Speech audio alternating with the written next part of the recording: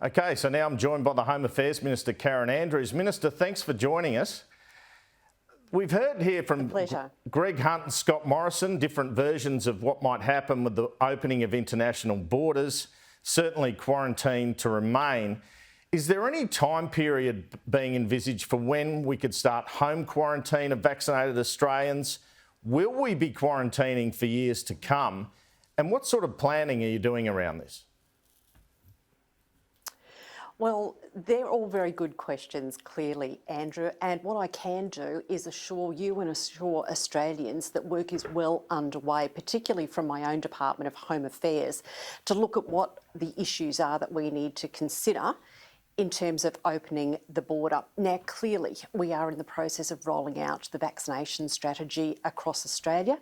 That is very important, but it is only one part of what we need to do to make sure that we are keeping Australians safe and secure.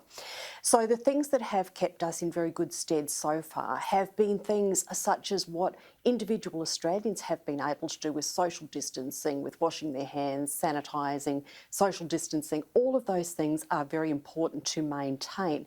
So the vaccination is a very important step, but it is not the only step that we need to undertake. Now, from a Home Affairs point of view, we are working across government with many agencies to make sure that we are ready and able to support the opening of borders as and when that happens. There's clearly a lot of work that is being done, but we will be led by the health advice. So Greg Hunt, as the Health Minister, will be working with health professionals across states and territories.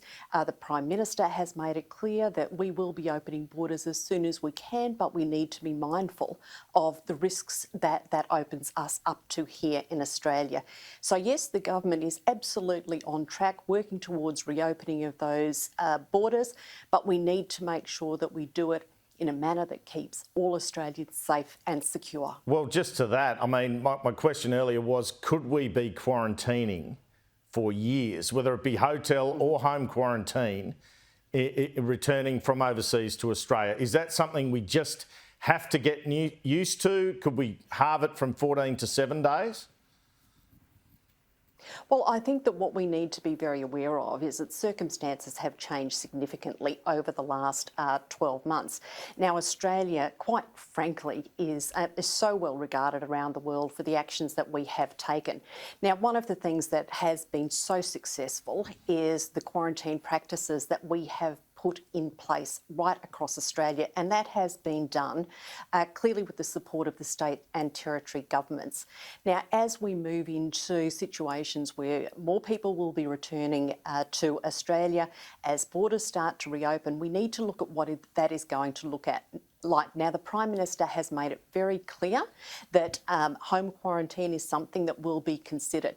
What we shouldn't be doing is leaping in to solutions now without having all of the evidence in front of us.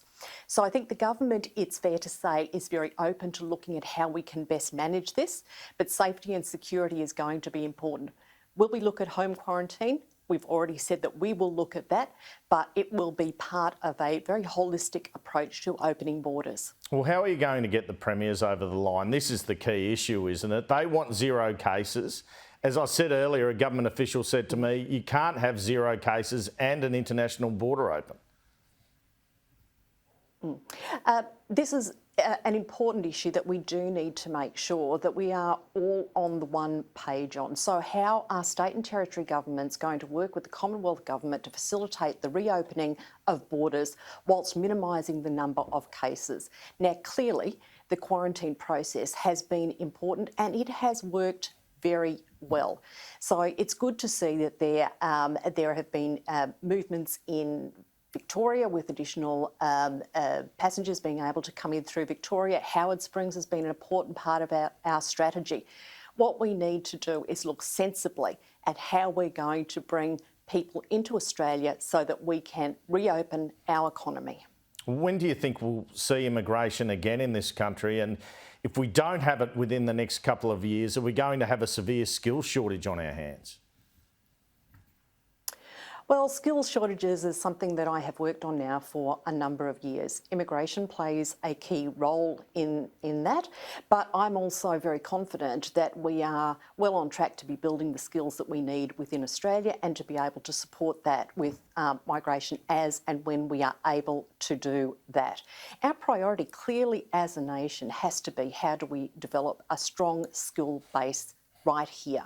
So that work is being undertaken. There's been significant funding, billions of dollars that have been put into our vocational education and training sector. These are all important steps. There is not one solution to dealing with our skills.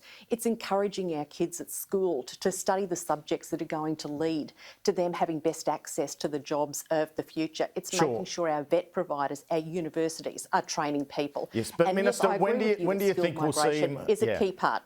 When do you think we'll see immigration again? Well, we are looking to open the borders as quickly as we possibly can. But the role of the government is to make sure that we are keeping Australians safe and secure.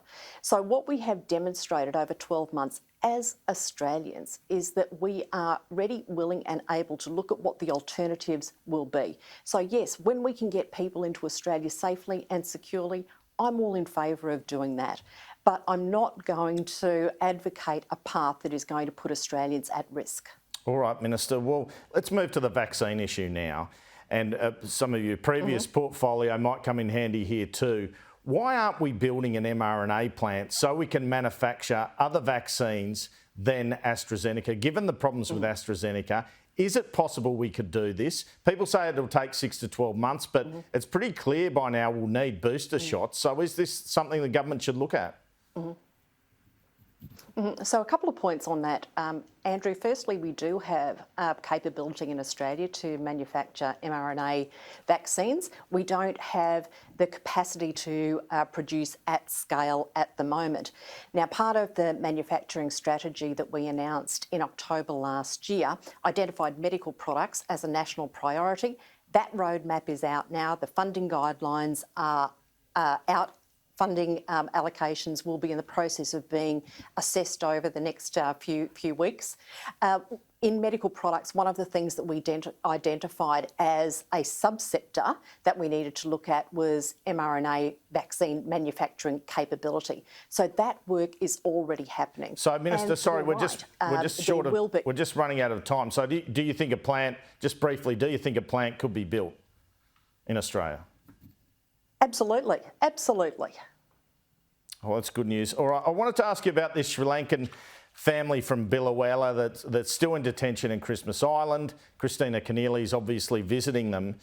Do you see any ability to use your ministerial discretion to have them allowed out? What is their ultimate fate? Why do they still have to be detained?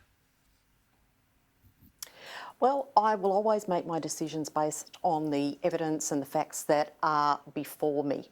What I'm very determined to do is to make sure that the people's smugglers do not think for a second that there is a change to our policy, and I am not going to open that door even a sliver. We have been very clear for a number of years on what our border policies are. And what I've said to the people smugglers, and I did this by video very quickly, I think it was the day after that I was sworn in, I recorded a video that's being distributed to our nearest neighbours, making it very clear that people will have zero chance of settling here in Australia if they come here illegally. That position has not changed. And I remember very clearly what it was like under a Labor government where we had over 50,000 arrivals. So it sounds like they won't be being let out, essentially, from what you're saying there.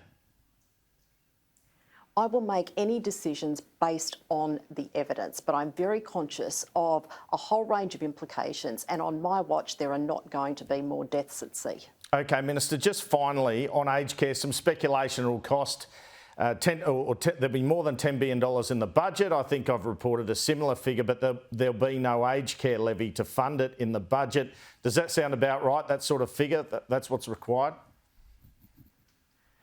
Look, I'm not going to comment on what may or may not be in the budget. Aged care is a significant issue for our government and for the people of Australia. We established the Royal Commission to look at aged care. We've made it very clear that there will be a comprehensive response to that.